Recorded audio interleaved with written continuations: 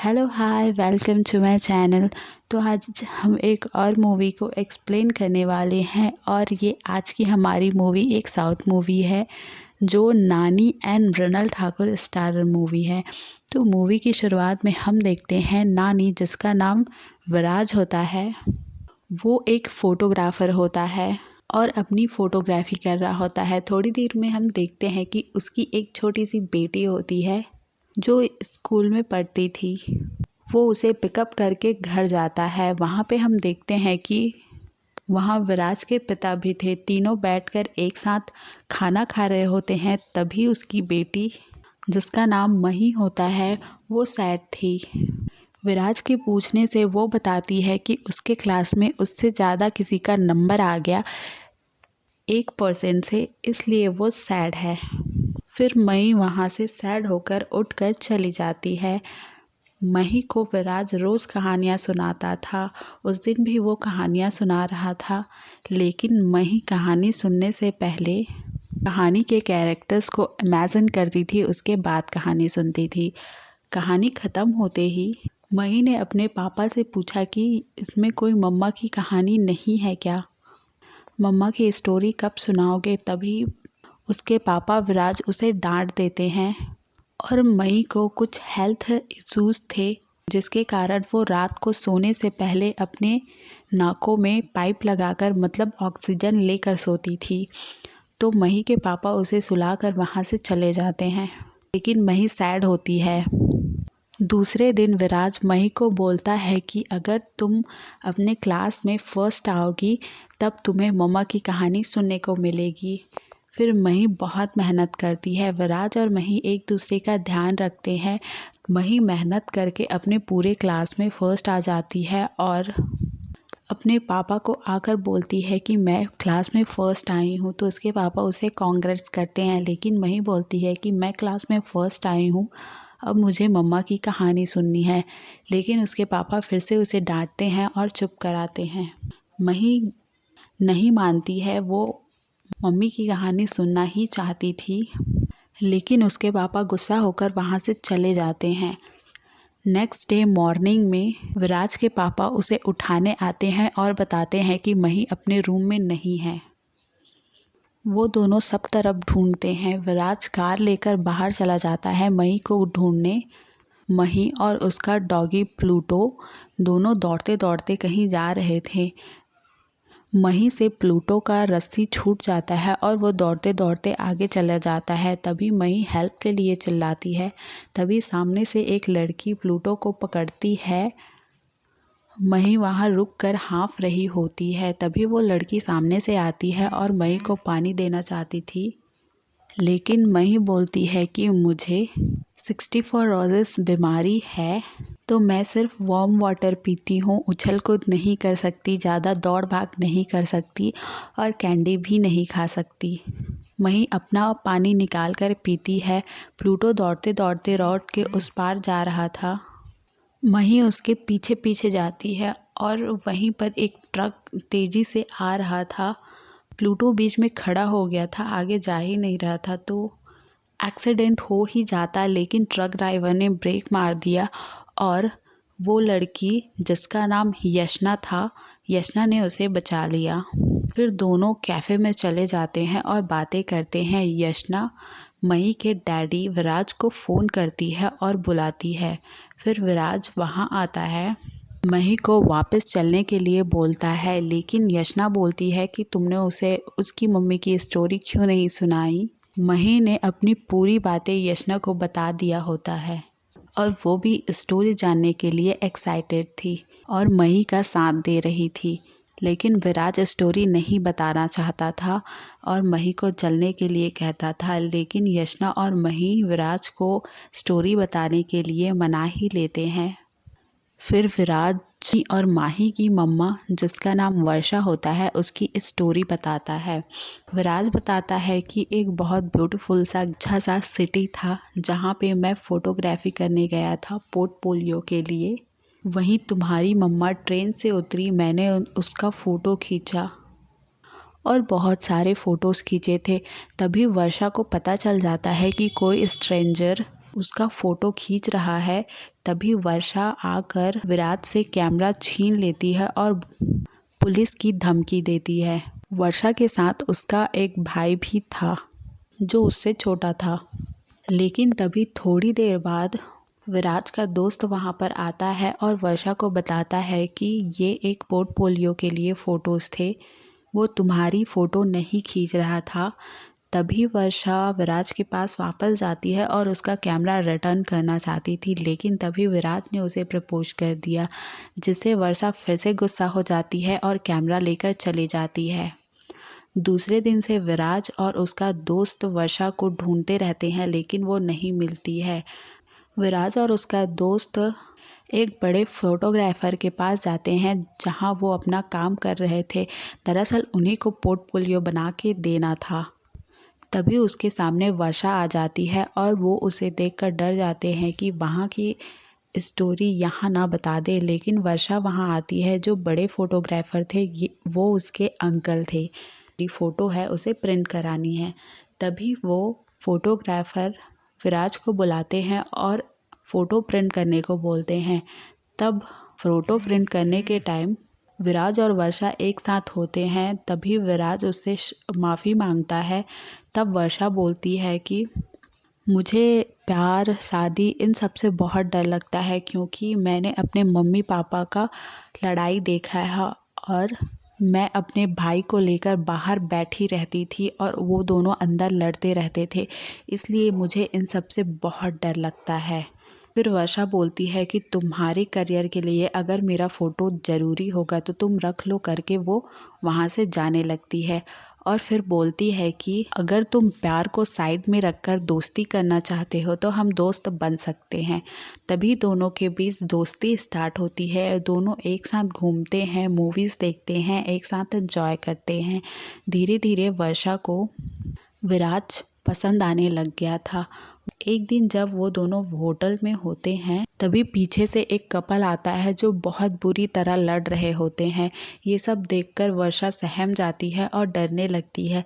तभी विराज उसे संभालता है और वो किसी दूसरे के रूम में थे तो वहाँ से निकलकर भागते हैं। वर्षा वहीं पर रुकती है और विराज वहाँ से भाग जाता है। जो लोग उसके पीछे पड़े थे वो विराज के पीछे ही भाग जाते हैं और वर्षा वहीं पर रुक जाती है।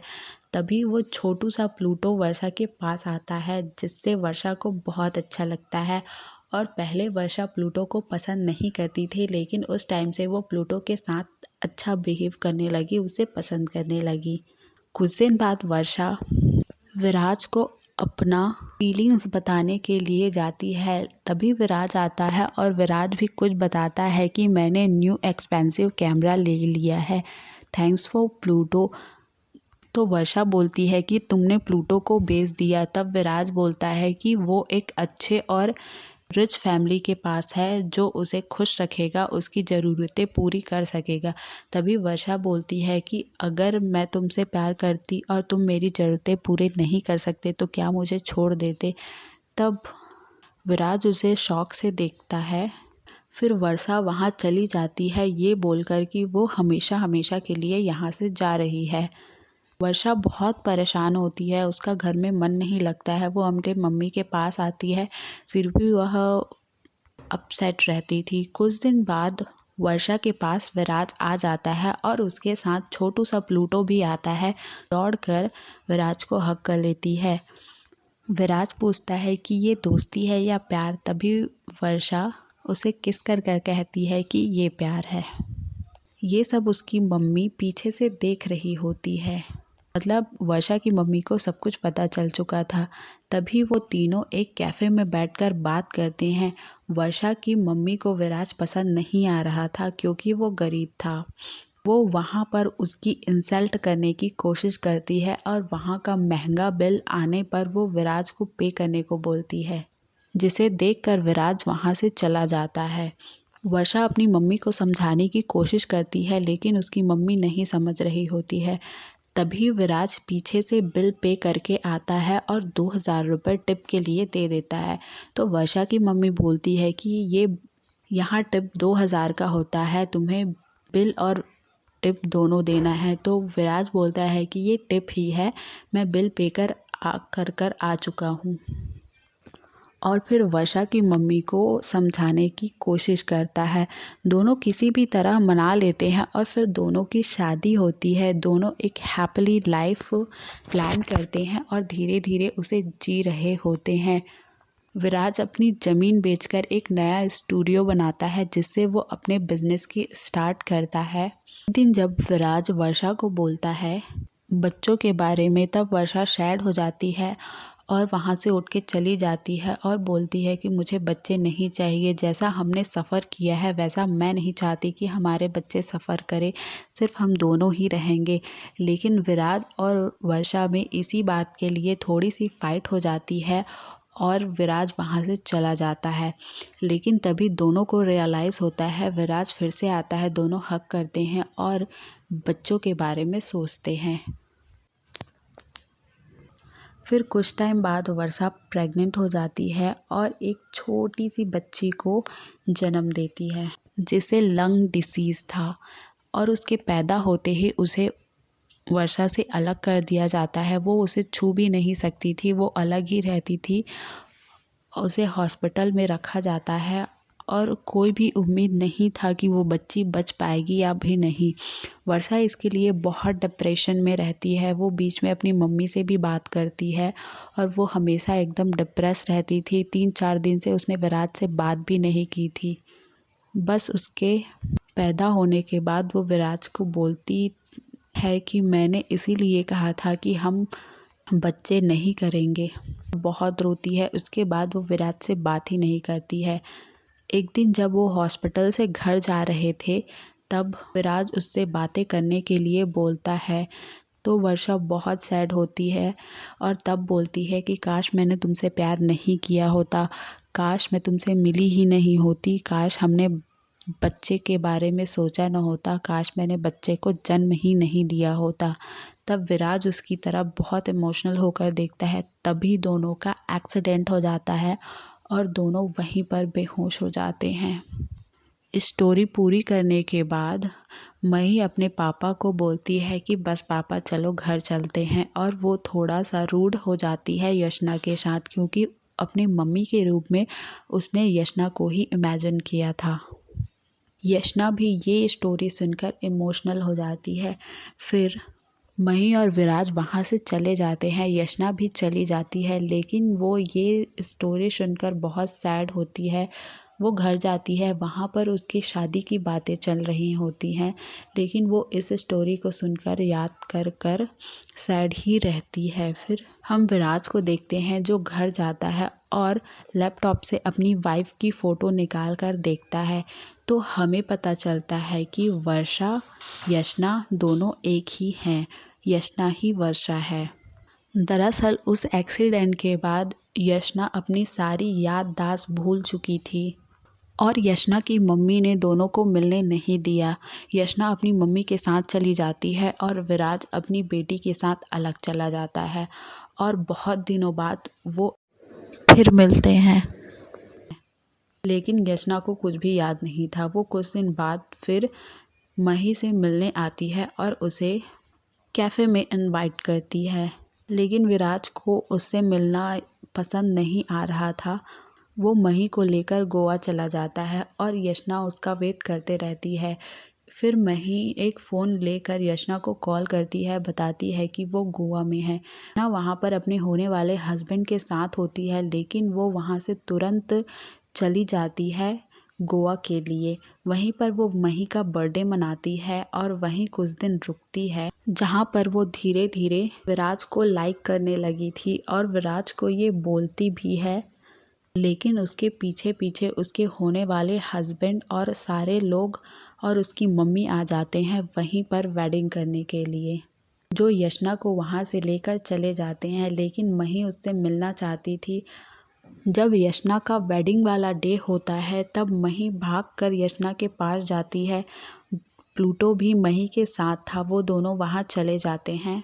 विराज और उसका दोस्त मही को ढूंढने उसके पीछे पीछे वहीं आ जाते हैं। विराज को एक दो आदमी उसके पीछे पीछे कई आदमी ये कहकर ले जाते हैं कि मही इधर है, और विराज का दोस्त दूसरे डायरेक्शन में मही को ढूंढने जाता है, जो मही को पकड़ भी लेता है। विराज को कुछ लोग जो ले गए थे वो उसे फाइट करने लगते हैं, उसे मारने लगते हैं। फिर यशना का फियांसे आकर विराज को बचाता है और बोलता है कि तुम अपनी बेटी को लेकर यहाँ से चले जाना, मुझे सब पता है कि तुम यशना के एक्स हस्बैंड हो। इधर दूसरी तरफ उसका दोस्त जो मही को लेकर आ रहा होता है, तभी यशना की मम्मी सामने में आती है और वो उसे बोलती है कि तुम लोग यहाँ क्यों आए हो, और बात ही बात में वो ये बता देती है कि यशना मही की मम्मी है। ये सब मही सुन लेती है और वो वहाँ से चली जाती है ताकि उसके बीमारी के बारे में उसकी मम्मी को पता ना चले। फिर वो अपने पापा के पास चली जाती है और कहती है कि हम यहाँ से चलते हैं, मम्मी को साथ नहीं ले जाएंगे। तभी उसका दोस्त बताता है कि माही को यशना की मम्मी से सब कुछ पता चल गया है। लेकिन प्लूटो दौड़कर यशना के पास चला जाता है और यशना को विराज और माही के पास ले आता है। भी यशना खुश हो जाती है कि विराज उसके लिए आया था, लेकिन विराज गुस्से में उसे सुनाकर वहां से चला जाता है। जाते मही की तबीयत बहुत ख़राब हो जाती है और विराज और उसके दोस्त मही को जल्दी से हॉस्पिटल ले जाते हैं। मही बहुत सीरियस कंडीशन में थी क्योंकि उसे लंग डिसीज़ तो पहले से ही थी, जिससे बचने के चांसेस बहुत कम थे उसके सर्जरी के बाद। यहाँ यशना की शादी हो रही होती है, तभी यशना अपने पापा को बुलाती है और उसके पापा वहाँ आते हैं। यशना के पापा वही थे जो स्टार्टिंग में हमने बताया था कि विराज के पापा हैं। दरअसल विराज अकेला ही था, लेकिन जब विराज और यशना का एक्सीडेंट हुआ था तो यशना अपनी मम्मी के साथ चली गई थी और यशना के पापा विराज के साथ चले गए थे। यशना अपने पापा को मिलकर बहुत सारी बातें करती है और अपनी कन्फ्यूज़न को दूर करती है और ये स्ट्रॉन्ग कर लेती है कि उसे विराज के पास जाना है। वो मंडप की तरफ जा ही रही होती है, लेकिन उसे नहीं जाना होता है, वो रुक जाती है। तब उसका होने वाला हस्बैंड वहाँ आता है और उससे बात करता है और उसे फ्री कर देता है उसके पास जाने के लिए। फिर वो अपनी बहन को लेकर वहाँ चली जाती है। दरअसल विराज की स्टोरी में यशना और उसका भाई था, लेकिन रियल स्टोरी में वो भाई नहीं, यशना की बहन थी। दोनों दौड़कर हॉस्पिटल चले जाते हैं। वो विराज को बोलती है कि हमारी बेटी ठीक हो जाएगी, चिंता मत करो। मही को बचाने के लिए बहुत सारे स्पेशलिस्ट डॉक्टर्स की ज़रूरत थी। तभी पीछे से जो यशना का फियांसे था वो आता है उसके दोस्तों के साथ, जो बहुत बड़े बड़े डॉक्टर्स थे। उसके फियांसे का छोटा भाई, ये सब होने के बाद वो विराज को मारने के लिए भी उसे पता चलता है कि विराज की बेटी बहुत सीरियस कंडीशन में है।